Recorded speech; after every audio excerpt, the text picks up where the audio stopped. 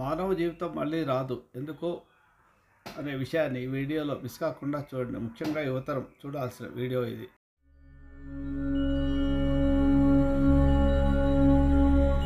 Lakkaraju Muralidhar Rao astro and remedies ఛానల్కు subscribe చేసుకోండి. ఓం శ్రీ గురుభ్యో నమః. ఓం శ్రీ మహాగణాధిపతయే నమః. అందరికీ నమస్కారం. ఈ వీడియోలో ఈ మధ్యలో యువతరం ఆత్మహత్యలు చేసుకుంటున్నారు. ఈ ఆత్మహత్యలు చేసుకోవడానికి కారణం ఏంటి అనేది తెలుసుకోవాల్సిన అవసరం చాలా ఉంది. యువతరానికి ముఖ్యంగా తెలియాల్సింది మనిషి యొక్క జీవితం ఎంత విలువైందనేది. ఇలాంటి జీవితం మళ్ళీ లభిస్తుందా లేదా అనే విషయాన్ని తెలుసుకోవాలి. మానవ జీవితం మళ్ళీ రాదు. ఎందుకో ఈ వీడియోలో మిస్ కాకుండా చివరి వరకు చూస్తే, ముఖ్యంగా యువతరం తప్పకుండా చూడాల్సిన వీడియో ఇది. ఇది చూస్తే జీవితంలో ప్రతి ఒక్కరు కూడా ఆత్మహత్యల జోలికి వెళ్ళరు, జీవితాన్ని మధ్యలోనే ముగించుకోరు, తల్లిదండ్రులకు కడుపు కోత పెట్టరు. ప్రతి ఒక్కరు కూడా బాధ్యతతో జీవించాల్సిన అవసరం ఉంది. ఆ విషయాన్ని గుర్తించాలంటే ఈ వీడియో చివరి వరకు చూడండి. ఆత్మహత్య మహాపాపం. ఆత్మహత్య చేసుకుంటే 34 జన్మల వరకు మానవ జన్మ లభించదు. కర్మలను తప్పించుకోలేము. అవి అనుభవించడానికి మళ్ళీ మానవ జన్మ లభించేంత వరకు వేచి చూడాల్సిందే. కాబట్టి ప్రతి వ్యక్తి తెలుసుకోవాల్సింది ఏమంటే, ఎలాంటి కష్టాలు లేకుండా గడిచిపోయేది కాదు మానవ జీవితం. కష్ట సుఖాలమయం, చీకటి వెలుగుల సంయోగం, సంసార సాగరం అని అంటారు. సాగరం అంటేనే తుఫాన్లు ఆటుపోటుతో సాగిపోయేది, ఎప్పుడూ ఒక నదిలా పారుతూ ఉండేది కాదు. ఇలాంటి కష్టాలు లేకుండా జీవితం గడవదు.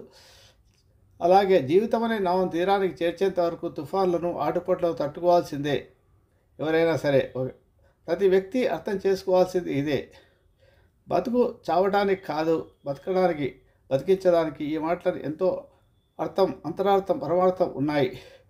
జీవితాన్ని అశాంతం, సహజమైన మరణం వచ్చే వరకు జీవించాలి. అలా జీవించడంలోనే మనిషి వివేకం, వైద్యం, విజ్ఞానం ఉన్నాయి. బతుకును అర్ధాంతరంగా ముగించడం వల్ల తల్లిదండ్రులకు గర్భకోశం మిగిలించడం తప్ప ఇంకేమీ ఉండదు. వారి జీవితాలు కూడా కర్మలను తప్పించుకోలేవు. మళ్ళీ జన్మెత్తి ఆ కర్మలను తీర్చుకోవాల్సిందే. సుఖాలను ఎలా అనుభవించామో దుఃఖాలను అలాగే తట్టుకోగలగాలి. స్థితప్రజ్ఞత అంటే ఇదే జీవితం. చీకటి వెలుగుల సమ్మళితం ఒకదానికొకటి అనుసరిస్తుంటాయి. ఏది శాశ్వతం కాదు. ఇది ప్రకృతి దర్శనం. జీవితంలో ఆనంద విషాదాలకు ఇదే వర్తిస్తుంది. ఈ విషయాన్ని ప్రతి ఒక్క తల్లి కానీ తండ్రి కానీ తమ సంతానానికి తెలియచేయాలి. చిన్నప్పటి నుంచే వాళ్ళని ఒక ఆడంబరాలతో సుఖాలతో పెంచకూడదు. కష్టాలంటే ఏంటో తెలియచేయాలి. వాళ్ళకు చిన్నప్పటి నుంచే ప్రతి పనిని చేయడం అలవాటు చేయించాలి. ముఖ్యంగా చాలామంది తల్లులను చూస్తుంటాము. ఆడపిల్లను తిన్న అంగేలి కంచాలను ఎత్తమని అంటుంటారు, బట్టలు చుట్టమంటారు, ఇల్లు ఉడమంటారు. అదే మగపిల్లల చేత మాత్రం ఎలా వచ్చారే తిన్నావు వెళ్ళిపోరా, ఇంకా మీ అక్క తీస్తుందిలే కంచం అంటారు. అది కాకుండా ఎవరి పని వాళ్ళు చేసుకోవాలనే బాధ్యతను ప్రతి మగవాడైనా ఆడపిల్లైనా నేర్పాల్సిన బాధ్యత ప్రతి తల్లిదండ్రికి ఉంటుంది. అలాగే డబ్బు విలువ కూడా చెప్పాల్సిన అవసరం కూడా ఉంటుంది. దానివల్ల జీవితంలో ఎవరైనా సరే ఏ చిన్న కష్టం వచ్చినా భయపడకుండా ముందుకు సాగి ఎదుర్కొనే శక్తి సామర్థ్యాలను కలిగి ఉంటారు. చాలామంది ఆనందంలో పట్టపగ్గాలు లేకుండా పొంగిపోతూ ఒళ్ళు మర్చిపోతూ ఉంటారు. కానీ విషాదాన్ని మాత్రం తట్టుకోలేక తల్లడిల్లిపోతుంటారు. మనసు కుదురుగా ఉండకుండా కోల్పోతుంది. భరించలేక అప్పుడు వాళ్ళు ఈ జీవితాన్ని ఊహించుకోవాలంటారు. ఒక చదువుకునే విద్యార్థిని కొన్ని మార్కులు తక్కువ వచ్చినప్పుడు పర్వాలేదు, ఇంకోసారి రాస్తే వస్తుంది, కష్టపడి చదవడం వల్ల వస్తుందని చెప్పాలి. కానీ అయ్యో ఒక మార్కు రాలేదే, నీకు టీచర్ ఒక మార్కు వేయకుండా ముసించాడే, అవతల వాళ్ళకంటే తక్కువ వచ్చిందే అని ఇంకా మనం వాళ్ళను పిల్లలను బెదిరించడం ద్వారా వాళ్ళు డిప్రెషన్లోకి వెళ్ళిపోతారు. అలా కాకుండా పిల్లలకు ఒక మార్కు పోతే ఒక మార్కే కాదు 10 మార్కులు పోయినా కూడా పర్వాలేదు, ఈ సంవత్సరం కాకపోతే సెప్టెంబర్ వస్తుంది, లేదా నువ్వు కష్టపడి చదివితే ఇంకా మంచి మార్కులు వస్తాయని చెప్పగలిగే సామర్థ్యం తల్లిదండ్రుల్లో ఉండాలి. ప్రతి ఒక్కరూ కాంపిటీషన్ అవతల వాళ్ళకి వచ్చే మార్కులు సాధించలేదా అని వాళ్ళను మానసికంగా ఇబ్బంది పెట్టకూడదు. అలా చేయడం వల్ల ఈ రోజు రేపట్లలో విద్యార్థులు కూడా ఆత్మహత్యలకు దారితీస్తున్నాయి. ఈ విషయాన్ని ప్రతి ఒక్క తల్లిదండ్రులు కూడా గమనించాల్సిన అవసరం ఉంది. ఒకసారి జీవితం పోతే మళ్ళీ దొరకడం కష్టము. కానీ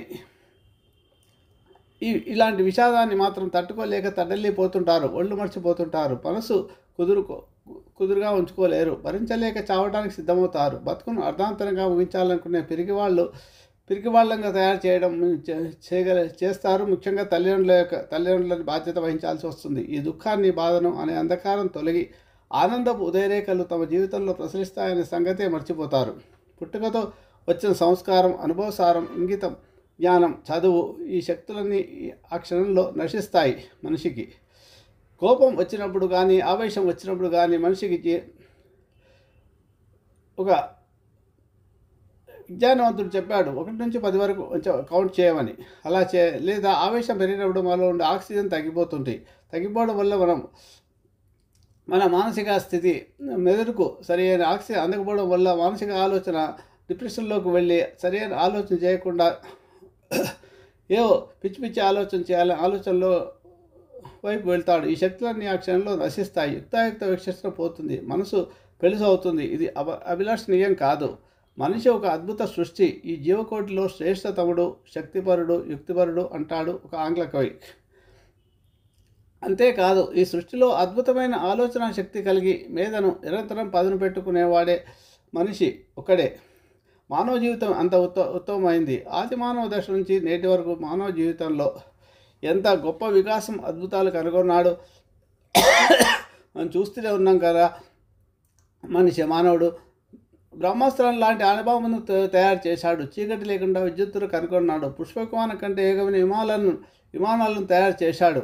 ఎన్నో అద్భుతాలను సృష్టించాడు. ఇలా చెబుతూ పోతే మహా గ్రంథమే తయారవుతుంది. ఇంతటి మహత్తరమైన మానవ జన్మను వదులుకోవడం ఎంత దురదృష్టకరం. ఎంతటి అనూహ్యమైన మార్పులు జరుగుతున్నాయి ఈ ప్రపంచంలో. నిరంతరం కొత్త పుత్తలు తొక్కేసి తన మేధస్సును నాగరికతలో, సాంకేతిక విజ్ఞానంలో ఎంతో పురోగతి సాధించిన మనిషి బాధలు చుట్టేసినప్పుడు మానసిక స్థైర్యాన్ని, మరణితిని ఎందుకని చూపలేకపోతున్నాడు? ఇంతటి ప్రజ్ఞాశీలి కష్ట సమయాల్లో ఎందుకు బేలగా మారుతున్నాడు? కష్టాలు కలకాలం ఉండవన్న సంగతి ఆ క్షణాన్ని మర్చిపోతాడా? మనోనిగ్రహాన్ని కోల్పోతాడా? అతని చదువు, సంస్కారం ఏమవుతుంది? నేర్చుకున్న విద్యను జీవితానికి అన్వయించుకోలేకపోతున్నాడా? జీవితాన్ని అందమించుకుంటున్నాడు ఎందుకని విషయాన్ని మనం పరిశీలించాలి.